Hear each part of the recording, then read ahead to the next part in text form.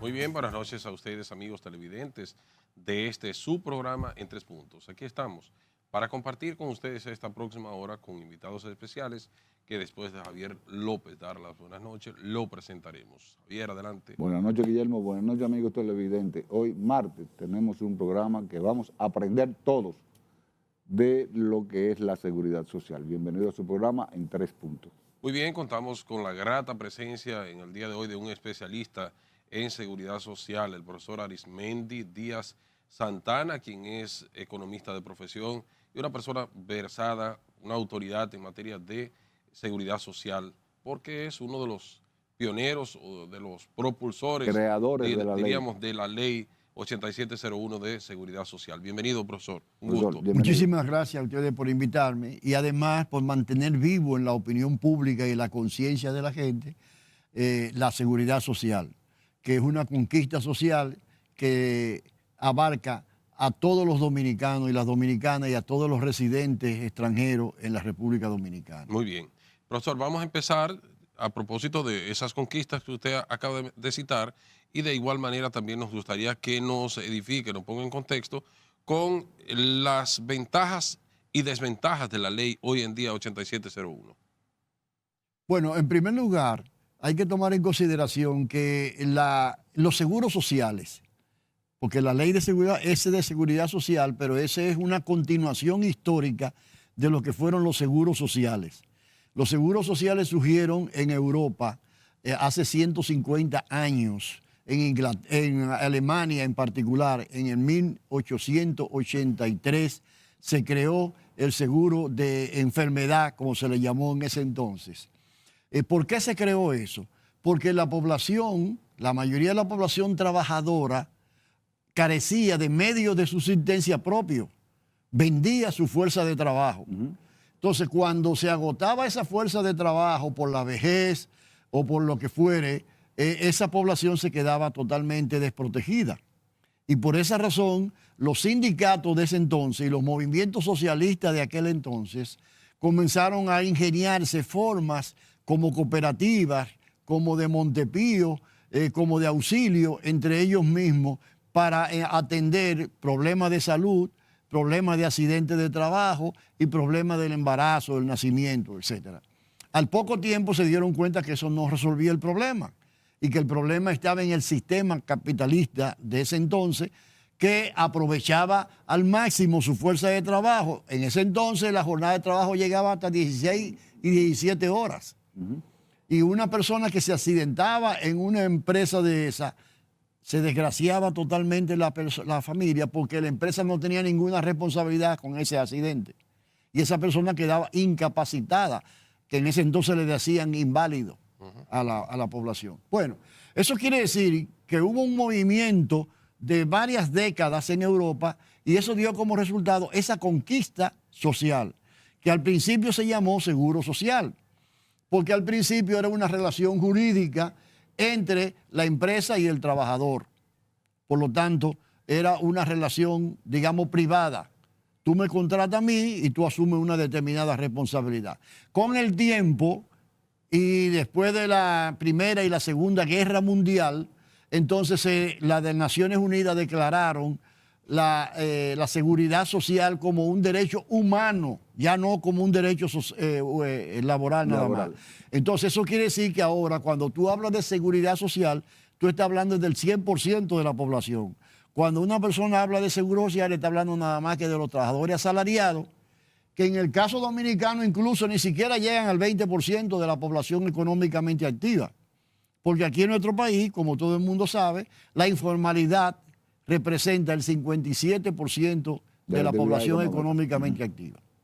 Bien, Javier, ¿tiene alguna pregunta? Profesor, en Europa nosotros tenemos como referencia a lo que eran los seguros a la seguridad social mexicana, que esa fue la que se implantó en la República Dominicana en la época de Trujillo, porque esa venía desde la guerra de la Revolución Mexicana, llegaba y ahí fue que se implantó. ¿Cuánto hemos evolucionado después del seguro social implantado por Trujillo hasta el día de hoy? Bueno, hemos evolucionado mucho, pero hay que diferenciar dos momentos. El Seguro Social Dominicano surgió en el 1948. ¿De Trujillo? 17 de marzo de 1948. Pero fue en su época el seguro social más atrasado de América Latina. ¿Por qué? Porque surgió en una dictadura. Y Trujillo lo que quería era llenar la apariencia de que aquí había democracia, de que se respetaban los derechos humanos y de que los trabajadores estaban bien, porque ya había internacionalmente un cuestionamiento sobre la dictadura de Trujillo, ¿verdad? Entonces, por lo tanto, el seguro social fue, y eso lo dicen los especialistas de aquella época, y todo eso está documentado debidamente, además de que yo lo atestiguo, el más atrasado de América Latina, ¿verdad? Pero ¿qué pasó? Que se mantuvo así congelado de atraso durante todo el tiempo. Vino el presidente Balaguer, después que se sustituyó Trujillo, vino el presidente Balaguer, le hicieron un informe a la OEA para modificar y modernizar el Seguro Social, se engavetó. En los años 70, en los 80, en los 90 se hicieron diferentes talleres con la participación de los empresarios, de los trabajadores, de la OIT, de la Iglesia Católica y todo eso, reuniones en Jarabacoa, en Puerto Plata, en La Romana, para hacer avanzar el Seguro Social y nada pasó. Entonces, cuando llega este siglo y este milenio, ya la población estaba totalmente necesitada de una seguridad social. En el interín, mira lo que pasó en el interín. Balaguer no protegió el seguro social, pero sin embargo dictó una ley, la ley 772, que permitía la creación de igualas médicas y de seguros privados. O sea que el principal privatizador de la salud y de la seguridad social fue Joaquín Balaguer, ¿verdad? Pero además de eso, ustedes recuerdan el famoso fondo FIDE, que manejaba el Banco Central, un fondo millonario para aquella época en dólares, y una parte de ese fondo se le dio al sector privado de la medicina para que construyera grandes clínicas. Y así se construyó la clínica, el Policlínico Naco, el Centro Médico Nacional y la Clínica Santo Domingo, unos monstruos para su época. Y ahí entra el central de las Fuerzas Armadas, que antes era una clínica. Exactamente. Y además de eso, el Santo Domingo... Que está donde está Codetel. Ahora está la aduana ahí. Y el Policlínico Naco es el que tiene las Fuerzas Armadas y el otro lo tiene la UCE ahí en la Máximo Gómez, en la Máximo Gómez. Porque todo eso fracasó porque era demasiado grande y no se pudo funcionar. Pero mientras tanto, Balaguer está auspiciando la reforma y la ampliación y equipamiento de decenas de clínicas privadas y dejando al sector público totalmente paralizado.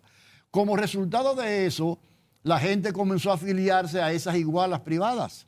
Sí. Pero además de eso, Balaguer autorizó a los diferentes secretarías de Estado y a sus funcionarios a que compraran esos servicios. En vez de fortalecer el seguro social y mejorarlo y renovarlo, lo que se hizo fue... Entonces el resultado es que al final de esa década del 90, teníamos por cada 3 afiliados con algún sistema de salud en la República Dominicana, 2 lo hacían con el sector privado y solo 1 con el sector público, con el Seguro Social. Aquí en la República Dominicana se dio el fenómeno de que por primera vez en el mundo, oye bien, primera vez en el mundo, un servicio privado, costoso y voluntario tenía el doble de la cobertura que un servicio gratis, público y obligatorio.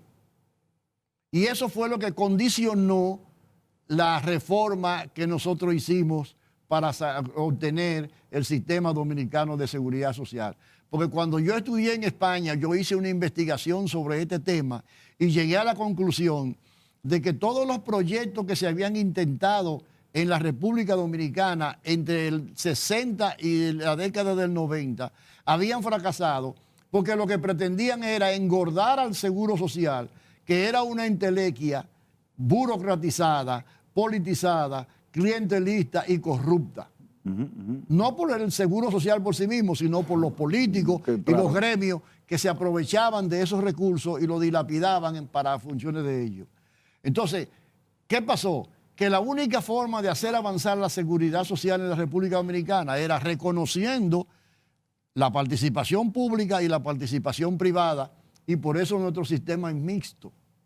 Ahora, a partir de ese momento, sí ha habido un cambio importante en nuestro país.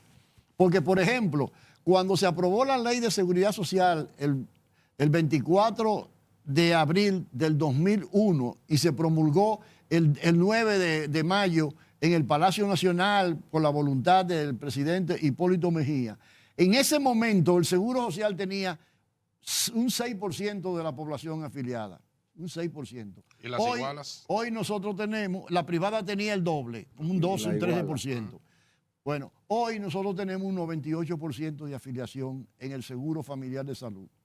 O sea que de un Seguro Social sumamente atrasado, ridículo en América Latina, ahora estamos en uno de los más avanzados de América Latina. Bien, profesor, con la anuencia suya, vámonos a nuestra primera pausa comercial y de inmediato regresamos con el profesor Díaz Santana Arizmendi, quien es un especialista en el tema de la seguridad social. Adelante, señor director.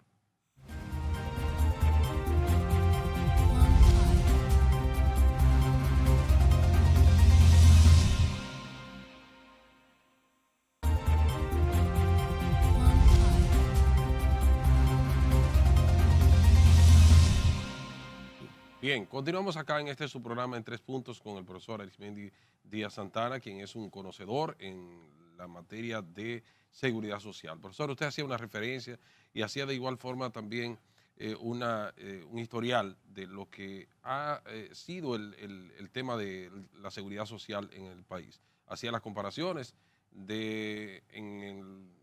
diríamos, hace unas décadas, cómo éramos dependientes del seguro social y que las deficiencias que tenía.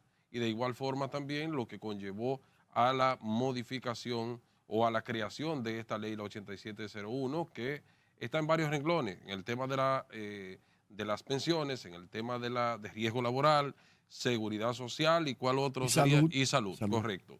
Entonces, todavía, eso fue en el 2003, tenemos 21 años ya con la ley, ¿verdad? Sí. Hay críticas. El 2001. Sí, 2001. 23 años perfecto. tenemos. Y entró en vigencia en el 2003. Sí. Hay críticas con relación al sistema, porque muy bien, como usted acaba de mencionar, había muchas dificultades en la politización. Era una entelequia, como bien usted acaba de decir. Y esto ha cambiado con esta nueva estructura conforme a la ley 8701. Sin embargo, hay críticas de algunos sectores que dicen que todavía pues esos beneficios no llegan a la población, a los afiliados del seguro de la seguridad social, y que más bien se van a quienes manejan el sistema. ¿Cuál es la opinión suya al respecto con relación a esas posturas de algunos sectores? Totalmente de acuerdo, y no solo con unos sectores. Esa es la crítica general de la población. Si uno de los avances que hemos tenido en estos 23 años es que ahora la población dominicana tiene más conciencia de sus derechos, lo expresa su satisfacción en algunos puntos y su insatisfacción en otros, y demanda de las autoridades cada vez con mayor fuerza e insistencia una solución mejor. Déjame decirte qué es lo que está pasando. Volvemos al tema de que el seguro social fue un sistema totalmente atrasado, anacrónico, ¿no? ¿Verdad? Pero paralelamente a eso, los servicios públicos de salud pública en la República Dominicana también han sido demasiado deficientes. Yo tuve el privilegio de trabajar y asesorar a 6 gobiernos de América Latina, sobre todo en Centroamérica, y te puedo decir que en esos países los servicios públicos tienen una mayor aceptación de la población y por lo tanto el sector privado ha crecido menos. Pero aquí se ha dado un fenómeno al revés. Como los servicios públicos son tan deficientes, la gente, hasta los más pobres, hacen un sacrificio increíble para poder ir a una clínica privada. Tanto así, y se lo estoy diciendo ahora como experto, perdónenme esta inmodestia, que en República Dominicana es el único sitio que hospital es signo de público y de pobre y de mala calidad, Y clínica es signo de privado y de buena calidad.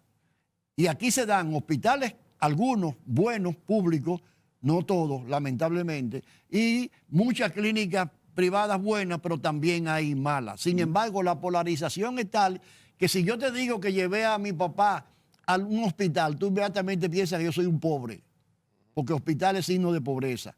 Y si yo te digo a ti que llevé a mi cuñada a una clínica, inmediatamente tú piensas que yo soy un buen cuñado, porque la estoy llevando a un sitio de calidad. Bueno, pues mira lo que ha pasado. La reforma de la seguridad social que nosotros diseñamos tenía dos componentes. Uno, extender lo que le llaman la cobertura horizontal, o sea, más gente, mientras más gente mejor. De una población de un 7% que dijimos, llevarla a un 100%. ¿verdad? Llaman un 98%. Casi nunca llega al 100% porque siempre hay gente que no le interesa ese asunto. Además, los muchos ricos, muy ricos, no necesitan seguridad social ni nada de eso. Bueno, eso por un lado. Pero por otro lado había que mejorar la calidad de la atención, sobre todo en el sector público. Porque, señores, ¿qué es lo que son los hospitales públicos? Tú eres relativamente joven, nosotros somos un poquito de otra edad. Dime, ¿en qué ha cambiado el servicio público en la República Dominicana en materia de salud? Nada. Entonces tenemos una ley que aspira al 100% de la población, pero que en materia de calidad de los servicios se ha quedado totalmente rezagada. Y por esa razón es que tú te encuentras, oye bien, con un 98% de la cobertura, ¿verdad? Pero todavía con un altísimo gasto de bolsillo. Se supone que lo que nosotros diseñamos, la ley, y que la ley de seguridad social es para reducir el gasto de bolsillo, para que el problema del dinero no sea un obstáculo para que la población pobre, sobre todo, pueda acceder a los servicios. Todavía tenemos un gasto de bolsillo que es un 45% del gasto nacional en salud.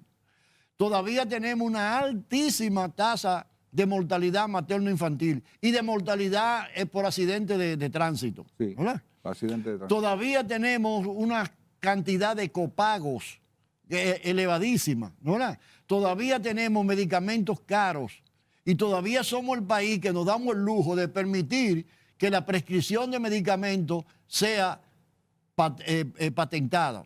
En Estados Unidos, y los que me están escuchando aquí van a ser testigos de eso, cualquier familiar de nosotros en Estados Unidos te enseña unos potecitos plásticos que ahí viene la medicina, porque esa medicina es genérica. La compran en toneladas, digamos, la farmacia, y la van preparando con tu nombre y te lo entregan. Pero nosotros, un país pobre, sin embargo, estamos permitiendo que los médicos prescriban medicamentos patentados. ¿Por qué? Porque los médicos reciben una regalía de esos grandes laboratorios que producen esos medicamentos. Profesor, pero hay una pregunta también. Hay un ex senador, porque va a ser ya, se va el 16 de agosto, que dijo que la seguridad social, en términos de salud, los medicamentos, los procedimientos y todo lo que cubre son los procedimientos de la Segunda Guerra Mundial. Porque los medicamentos de ahora, el catálogo no te lo cubre. Los medicamentos modernos de relativa nueva investigación que están en el mercado no te lo cubre porque no es aprobado por la Seguridad Social o entiéndase por el Consejo de la Seguridad Social. No te lo cubren los medicamentos. No, en eso es una exageración, con el perdón de ese... Y procedimientos que ya existen ahora, por ejemplo, como operación láser, que no es un invasivo, los seguros no te lo cubren en la República Dominicana. Eso sí, pero vamos por partes. Vamos por partes con medicamentos y con vamos a aclarar la cosa. Mira, en primer lugar, los medicamentos que aprueba la Ley de Seguridad Social son los que ha autorizado el Ministerio de Salud Pública. Nadie puede introducir en este país un medicamento sin que Salud Pública se supone que haga una investigación en su laboratorio y considere que son válidos, que no son ofensivos a la salud, etcétera, etcétera, etcétera. Por lo tanto, dentro de esos medicamentos que aprueba el ministerio es que se elabora el catálogo de medicamentos para la seguridad social. En consecuencia, si hay ahí algún problema, es del ministerio o de la seguridad social, en el sentido de que Lo que la gente se queja es que hay que ese listado hay que revisarlo con más frecuencia, porque la ciencia médica va avanzando más rápidamente. Claro. Bueno, ahora bien, en cuanto a la otra parte, que eso generalmente es una crítica de los médicos, es que los médicos no entienden qué es lo que es la seguridad. Digo, no, los médicos no, unos médicos no entienden lo que es la seguridad social. La seguridad social es garantizar, hablando de salud, el derecho universal a la salud. Pero ningún país del mundo, mucho menos República Dominicana, puede garantizarte todos los servicios, porque esos servicios tienen un costo y ese costo tiene un límite que es el salario que se paga. Entonces, no es verdad, o mejor dicho, no es correcto señalar de que porque la última generación de la última intervención quirúrgica no se incluye, la seguridad social no funciona, porque en ninguna parte del mundo es así. O sea, en ninguna parte del mundo te pueden garantizar que la última tecnología está cubierta para toda la población. Puede estar cubierta para un grupo, pero no para toda la población. Dicho de otra manera, mi querido amigo, para que la población que nos esté escuchando entienda, así como en una familia hay un presupuesto y usted no se puede pasar de ese presupuesto, porque si una familia consume más de lo que recibe, hay un déficit, hay un problema, ¿verdad? Entonces, si además de eso, en la seguridad social se agregan más servicios sin que aparezca el financiamiento correspondiente, la calidad del servicio va a bajar. Va a bajar. Definitivamente. Entonces la gente tiene, pero ¿qué pasa? Que los médicos quisieran que la última tecnología se agregara porque ganan dinero con eso. Además, porque científicamente les interesa. Pero la seguridad social no puede operar de esa manera. Como no puede operar una familia, yo quisiera darle todas las que quisieran mis hijos y mis nietos, pero mi presupuesto es limitado. Claro. O sea, todavía el médico dominicano, una parte del médico dominicano no entiende que estamos manejando recursos limitados. Ahí viene la crítica, profesor, en ese mismo orden, de esos sectores que dicen que el tema de la seguridad social solamente se enfatiza en la parte financiera y no en la parte de la salud de los servicios como tal. ¿Qué usted opina sobre ello? El sistema de seguridad social es un sistema financiero. Es financiero. Porque si nosotros tenemos una serie de recursos limitados, por ejemplo, el salario, acuérdate que nosotros somos un país en vía de desarrollo, para no decir subdesarrollado, como decíamos entonces en la universidad, ¿no? ¿Verdad? Entonces, ese nivel de salario es el que determina las posibilidades. Por ejemplo, ¿dónde está la mayoría de la población que trabaja? En la zona franca. Las zonas francas no pagan altos salarios. En el turismo no paga altos salarios. Industria. En el pequeño comercio, en la manufactura y todos esos sectores, hasta reconocidos por el gobernador del Banco Central, el país ha ido progresando económicamente y los salarios no han ido paralelos en esa dirección. Entonces, si esa es la lógica, eso quiere decir que nosotros tenemos que tratar de los recursos que llegan a la seguridad social, hacer lo más eficiente posible. Entonces, ¿qué resulta? Que no se ha hecho la reforma que ha planteado la ley. La ley establece muy claramente la atención primaria. ¿Por qué los recursos no están alcanzando? Te voy a poner un ejemplo. Imagínate que aquí ahora mismo hay 5 personas que van a atenderse con un neurólogo, ¿verdad? De esas 5 personas hay 4 que pueden ser atendidas en la atención primaria cuando todavía el problema es elemental y se puede manejar económicamente. Pero las 5 van a un especialista. Entonces, un sistema que se maneja así, que está desperdiciando los recursos, no puede garantizar los servicios que están demandando. Ahora, profesor, vámonos. Sí, a esas rapidito, Javier, que tenemos que ir a una pausa. Pero, profesor, ¿y esas altas ganancias que presentan en los informes tanto las ARS como las AFP? Bueno, pero eso eso está sacando de ese bajo salario. Sí, pero eso el profesor puede responderla después de la pausa, cuando nos vayamos a comerciales y regresemos.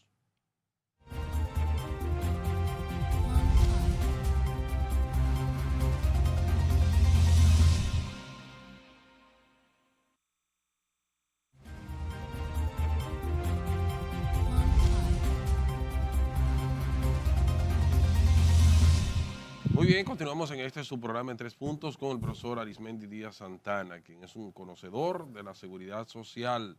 Profesor, hay también Yo dejé una situaciones... pregunta en el aire, Guillermo. Sí, vamos a preferir dejarla esa porque esa es muy buena para dejarla ya para resumir la parte de los beneficios y cuestiones. Nos gustaría, profesor, ver también en la parte bueno, para cerrar el tema de la salud, se critica mucho en el asunto de los medicamentos que usted enfatizaba, la cobertura, que en el año solamente eran, por ejemplo, 8,000 pesos que cubrían de los productos básicos que Sí, están en el catálogo. sí. Y hace un poco tiempo se aumentó a 12,000 A pesos, 12,000 pesos. que todavía eso no es suficiente con los altos costos de los medicamentos para que una persona pueda recibir un servicio, diríamos, aceptable. ¿Cuál es la opinión suya? Ese es un tema interesantísimo. El problema de los medicamentos es tan importante que valdría la pena dedicarle un programa entero. ¿Por qué es importante? Porque del gasto familiar de bolsillo, según los estudios del Banco Central, el 68% del gasto es por medicamentos. Bueno, número uno. Número dos, aquí hay una polémica siempre entre los medicamentos patentados, que son los exclusivos de los laboratorios, que no están regidos por ningún control y pueden poner el precio que quieran porque son monopólicos. Y esos mismos medicamentos, cuando ya se vence la patente, que se comienzan a producir masivamente y que bajan considerablemente de precio. Yo te pregunto lo siguiente, ¿por qué el Estado brinda a los afiliados al régimen subsidiado medicamentos genéricos y no se lo permite a los contributivos? ¿Por qué el colegio médico no se queja de que le den medicamentos al régimen subsidiado de las boticas populares, que son medicamentos en la inmensa mayoría buenos, porque se supone que están aceptados por salud pública y por los Estados Unidos, pero mucho más baratos, y sin embargo se resisten a que se aplique la misma lógica en el caso del contributivo, porque el contributivo es el que paga, la clase media, los trabajadores. Entonces, ¿cómo podemos permitir en un país una política tan diferenciada, con la misma población, con el mismo plan básico de salud? Es la pregunta, ¿no es verdad? Entonces, ¿qué es lo que pasa? Fíjate lo siguiente. Yo te puedo decir a ti, como economista y como persona que ha calculado todas estas cosas, que si esos 12,000 pesos se dedicaran específicamente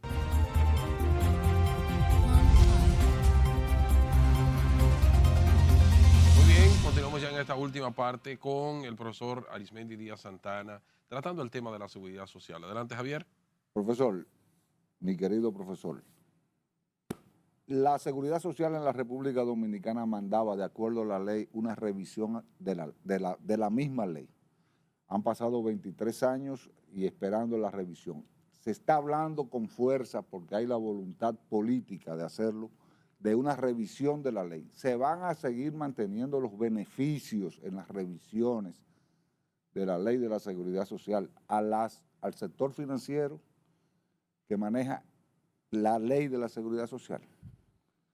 No, lo que se ha planteado es todo el discurso oficial y del presidente Luis Abinader en particular, es que se pretende una modificación de la ley en aquellos casos que sea necesario para beneficiar a la población, para extender la cobertura.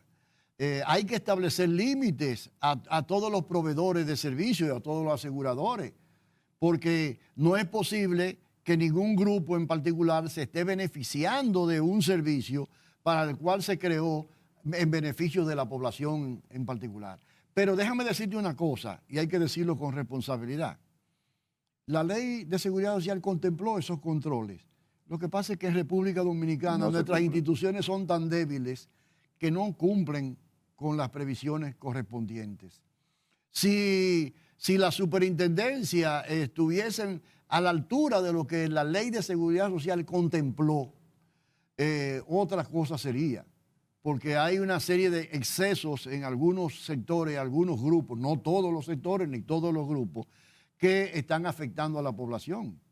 Yo te voy a poner un ejemplo. Hace unos días estaba de moda aquí la crítica seria, agria, contra clínicas y hospitales que estaban rechazando a los pacientes, exigiéndole un dinero adicional. Ajá. ¿Y por qué eso no se cumple? Y eso está contra la ley y contra la Constitución de la República.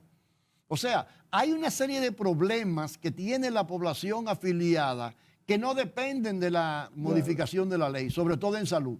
En pensiones sí. En pensiones sí, ojalá haya tiempo para hablar un poquito de eso. ¿Sí? Pero razón. Ahora, la pregunta es, las autoridades tienen que ponerse más de acuerdo con la población, dejar de ser tan simpáticos con esos grupos y exigir que se cumpla con los derechos de la población. No es posible, por ejemplo, que los médicos tengan la facultad, que no se lo atribuye ninguna ley, ni mucho menos, para poner ellos el copago, la diferencia que ellos quieran. Porque, mira, aquí hay dos cosas que se están violando. En primer lugar, cuando a ti te van a hacer una batería de análisis, ya tú sabes que tú vas a pagar un 20% del costo, ¿no? ¿Verdad? Uh-huh. Eso no está contemplado en la ley. Bueno, pero ya está en la práctica. Hay que reducirlo, pero está ahí. Pero en el caso de los médicos, no. En el caso de los médicos no hay un porcentaje. Tú como médico, mañana le puedes decir a la secretaria, mire, a partir de mañana, cóbreme 3.500 pesos por diferencia. Y eso no lo sabe ni el Consejo de la Seguridad Social, ni la CISARRIL, ni nadie. Y pasado mañana o dentro de 6 meses a ti se te ocurre y lo ponen 4.000 pesos. ¿O en 6.000? O en 6.000. Hay médicos que están cobrando 5.000 y 6.000 pesos. Ni la DGI o sea, ¿qué quiere decir eso? Tampoco. Ni la DGI tampoco lo sabe. Exactamente. Ni la DGI tampoco, exactamente. O sea, señores, es una combinación de factores lo que están influyendo. En el caso de la salud, pero ellos el problema está en que no se han aplicado las reformas y que en segundo lugar los controles son muy bondadosos. Pero ellos dicen, profesor, en ese sentido los médicos, que la cantidad de dinero que le aporta la seguridad social a ellos, a los especialistas para un procedimiento o para una consulta, es muy ínfima. Eso es verdad. 335 pesos. Eso es verdad. Pero, sin embargo, lo que yo estoy criticando en este momento es el hecho de que los médicos son los únicos que pueden subir en cualquier momento el copago. Los laboratorios no pueden subir el copago porque es el 20%. Las clínicas no pueden subir las intervenciones o el internamiento porque eso está controlado bajo una forma, determinada una fórmula un poquito más compleja. Uh-huh. Pero los médicos no tienen límite. Bien, profesor, el tema de las AFP, de las pensiones, es una situación también que la población y muchos sectores critican en el sentido de que no reciben realmente lo que debe recibir una persona al agotar ya, diríamos, un periodo laboral. Y veíamos un análisis que hacía un economista y decía que aproximadamente las personas que cumplen con el tiempo de las 340 cotizaciones, ¿verdad? 360 cotizaciones, se iría para su casa aproximadamente con un 39% de su salario y además de ello, sin seguros de salud. ¿Cuál es la opinión suya en ese sentido? Eso es cierto. Ahí es donde realmente el gobierno tiene que emplearse a fondo para modificar la ley, porque para mejorar la situación de salud ya dijimos que no es necesario modificar la ley, pero ahí sí es necesario. ¿Por qué? Porque al principio lo que se iba a destinar a pensiones era el 12%. Y ahora lo que se aprobó finalmente por una serie de razones de solicitudes que hizo el CONEP y que hicieron los sindicatos es el 9.97%, más de un 2% menos. Si tú proyectas eso en interés compuesto a 30 años, tú te vas a dar cuenta que en este momento la diferencia sería muy grande, muy grande. Número uno. Número dos, la Ley de Seguridad Social estableció en la entrega de un bono de reconocimiento a aquellos afiliados al Seguro Social que en ese momento tuvieron que pasar al régimen de capitalización individual. El Estado no ha cumplido con eso, a pesar de que cuando yo fui gerente general se hizo el estudio, se cuantificó esa deuda, como dice la ley, pero no se le entregó ni se le reconoció a eso a la población. Entonces esa gente va en desventaja con relación a otros. Pero lo más importante de todo, además, nosotros previmos una competencia entre la administradora de fondos de pensiones para que en esa competencia se beneficiaran los trabajadores. O sea, yo te ofrezco menos para atraerte, etcétera, etcétera. Y entonces el resultado era que la comisión se iba a reducir y por lo tanto los fondos de pensiones iban a crecer. Eso no ha ocurrido. No hay competencia entre las administradoras de fondos de pensiones y eso está perjudicando a la población. Además, este no es un país capitalista. Claro. Debiera haber competencia. Profesor, y hay una pregunta que me llama la atención, y usted que fue padre de la ley de la seguridad social, ¿cómo es posible que el Estado, como órgano regulador, se quite su derecho al veto? Que todavía aquí no hay derecho al veto del Estado dominicano. En el Consejo, usted dice. En todo lo que es el sistema de la seguridad social. No, eso no es cierto, escúchame. El derecho al veto es de 3 sectores en el Consejo. El gobierno, que tiene 5 miembros, los empleadores, que tienen 3 miembros, y los trabajadores, que tienen 3 miembros también. Mira, yo soy el responsable ante la gente que está aquí de que eso aparezca en la ley. ¿Por qué? Porque yo fui el director técnico del Infotep, Instituto de Formación Técnico Profesional, antes de estar metido en la seguridad social. Y allí, por ley, hay un veto. Y ese veto funcionó. Porque el objetivo original del veto era, supongamos que tú eres los empleadores, yo soy el gobierno y tú eres el sindicato. Entonces tenemos que ponernos de acuerdo para que algo camine. Tú no me puedes imponer a mí porque yo te puedo bloquear. Tú no me puedes imponer a mí porque yo te puedo bloquear. Tú puedes bloquear a aquel. El resultado es que fomenta un diálogo constructivo. Pero eso no ha ocurrido necesariamente en la seguridad social.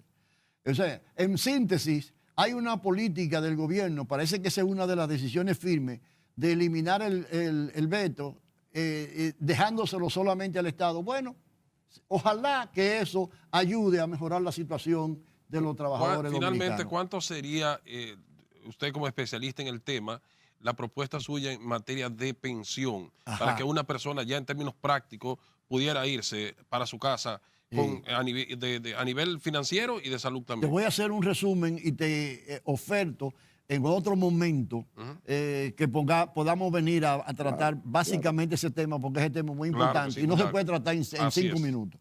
Mira, aquí hay 2 problemas serios.